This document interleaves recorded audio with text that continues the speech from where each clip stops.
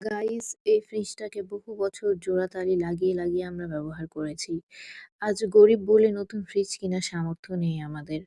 কিন্তু এখন আর পারা যাচ্ছে না গাইস। এই ফ্রিজটাকে আর জোড়াতালি লাগানো সম্ভব হলো না। তাই আমাদেরকে নতুন ফ্রিজ কিনতেই হলো গাইস। আর টাকাটা কোথায় পেলাম জানো তো গাইস? আমার কষ্টের Facebook এর ইনকাম করা টাকা। Facebook আমাকে লাখ টাকা দেয় মাসে তোমাদেরকে মিথ্যা কথা বলে ব্লগ বানানোর জন্য। সেই টাকা দিয়ে আমি এই ফ্রিজটা কিনে আমার বাবা-মাকে গিফট করলাম গাইস। কেমন হলো ফ্রিজটা অবশ্যই জানাবে গাইস।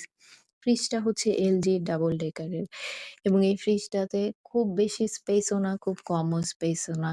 মোটামুটি স্পেস আছে। যারা মিডল ক্লাস তাদের চলে যাবে গাইস। আর আমার মতো যারা গরিব তাদের তো অবশ্যই চলে যাবে। সো যাই হোক guys, thank you for watching. এতক্ষণ যা বলছি সব মিথ্যা কথা। কোনটাই কেউ বিশ্বাস করো না। এটা আমার বাপের টাকায় কেনা ফ্রিজ। আমার বাপ নিজেকে টাকা দিয়ে কিনছে। আমি কোন গিফট-টিফট করি নাই গাইস। আমার এত টাকা নেই। বাই। Thank you.